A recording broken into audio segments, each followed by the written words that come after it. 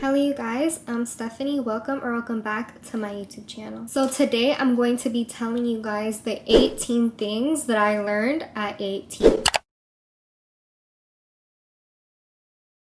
Hello you guys, so today is an entirely separate day from the day I originally started to film this video. I am here to finish it now because I was not able to finish it that day. So we left off for number 15 where I said be okay with being alone so you can be okay with letting people go. This ties back into self-love. If you love yourself and you come in contact with, let's say, like a group of friends that are really nasty to you, but you're so afraid of being alone that you're like, I'd rather be in a friend group that is toxic to me, that bullies me as a joke and hurts me and puts me down than being alone because I am so afraid of being alone. As opposed to if you are okay with being alone, you're gonna say, these friends aren't good to me. They're not good for me. I don't need these kinds of friends.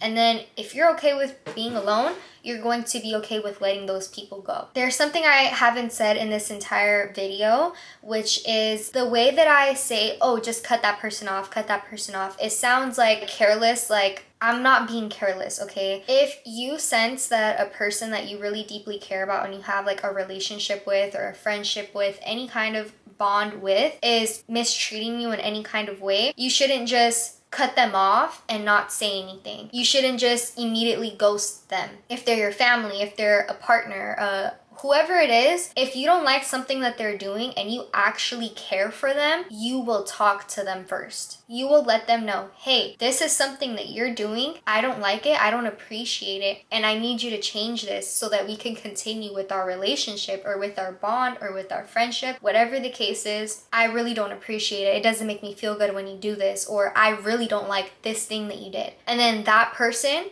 if they are a good person that deserves to share a bond with you and be in your life as well, if they deserve that, they will show you by respecting your boundaries. They will either say something like, oh my goodness, like I didn't even know you felt that way. I'm very sorry that I made you feel that way, and I'm gonna change what it is that you're uncomfortable with. And that person that, like I said, deserves to actually stay in your life, they won't just talk. They won't just say, oh, I'm sorry, I'll change, and then they don't change. No. If they really care about you and they should stay in your life, they will change. And they will begin to respect your boundaries and keep them in mind the next time they're going to treat you some type of way or do that thing that you let them know you didn't like them doing. Now, a person that does not deserve to stay in your life will say something like, oh, why are you so sensitive? You're so sensitive.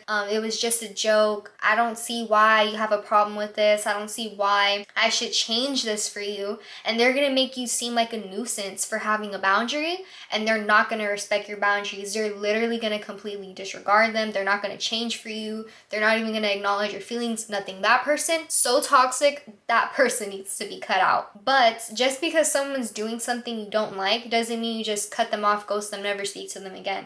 It is the mature thing to do to actually have a conversation with them before even thinking, yeah, I'm gonna cut this person off. Nobody should be doing that, because then the other person, if they really do care about you, they're gonna be left wondering, hey, what happened to this person? What happened between us? Like, I don't even know if I did something wrong.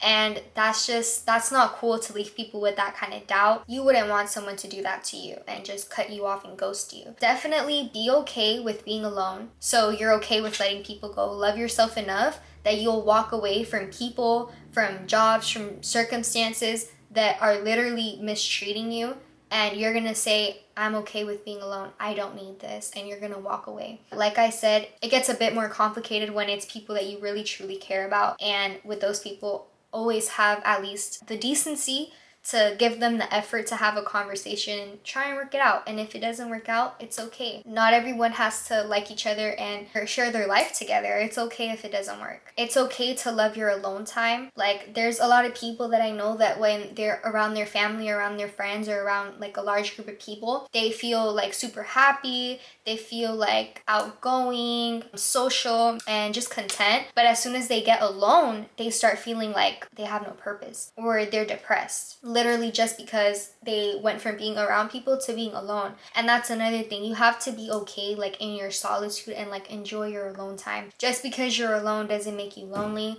Just because you're alone does not make you lonely. And you can actually find your alone time to be beautiful. You can teach yourself new hobbies in that alone time, practice new skills. You could go reading, you could go skating, you could take yourself out on a date.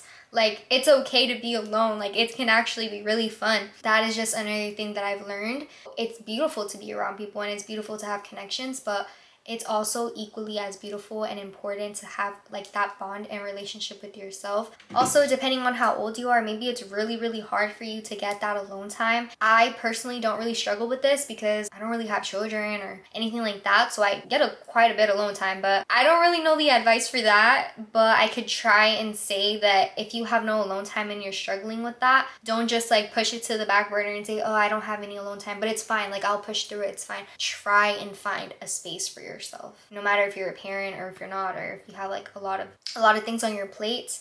I would say still try your best to find yourself even some alone time, because that's just like relaxation, peaceful, or whatever you want to make of your alone time. That's up to you and you deserve it. Number 17, I think, when you don't forgive people, you're not hurting them, you're hurting yourself. When you don't forgive people, that's the burden that you're going to now carry. It's not their burden. Like in your life, in anybody's life, there's probably been a lot of people that have hurt you in multiple different ways, in ways that aren't that serious, or in ways that are extremely not serious, and you're like, how can I ever forgive you for what you did to me? When someone does something to you or something happens to you because of somebody, that person either cares or either they don't care. Let's say that they don't care about what they did to you. If you don't forgive them, that unforgiveness is gonna turn into hate in your heart, and you're gonna carry that inside of you and within your heart. If you carry like that hate with you throughout your life, that's gonna like foster negativity in your heart.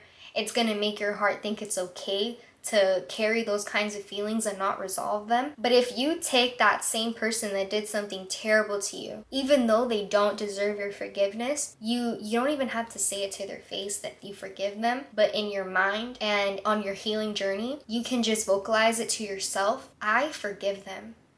Whatever they did to me, I let go of it. I forgive that. And that automatically opens up the doors of your heart to just let that hate go. At the end of the day, the hate that you had in your heart, it wasn't hurting them. It was only gonna hurt you. And it was only gonna trap those negative feelings and emotions within you, not within them. The last and final thing that I'm gonna include in this video for the 18 things I've learned at 18 is read. Okay, having situational awareness is having maturity. And if you don't read what's around you, that can hurt you. I can't think to like a specific example to tell you guys that I've been through, but I know I've gone through this, that for example, like I'm looking for something and I'm not reading everything around me. So I'm like, where is it? And this could be like at an airport or anything like that. And that can hurt you. Let's say your gate says gate 8, for example, and then you make it to gate 8 and you're like, okay, I made it to my gate, but you don't see on the screen where it says all passengers that were supposed to come to gate 8 are supposed to go to gate 11 or something, you know? And it's like, if you don't read what's around you, if you don't have that situational awareness, that's gonna hurt you. It's gonna have an effect on you. But yes, also having situational awareness is having maturity, because let's say, I don't know, you're walking alone in the dark at night and there's like a person behind you just literally following you, probably having bad intentions to hurt you, and just because you're like stuck on your phone or something, you're not going to be aware of that. Having situational awareness, reading what's around you, being aware, that's so important for your life, for your safety, maturity. And that is the last thing that I'm going to be putting in this video about the 18 things that I've learned by 18. And I hope you guys enjoyed this video. I hope you guys could take anything away from this video. Hopefully it resonates with you guys. Hopefully you can remember anything that I've said in a moment in your life where you may need it. And yes, you guys, thank you guys so much for watching today's video. I hope you guys did enjoy it. Make sure you like, make sure you subscribe, and make sure you turn your post notifications on. Comment down below if you did turn your post notifications on for a post notification shout out. I will see you guys in my next video. God bless you guys, and peace.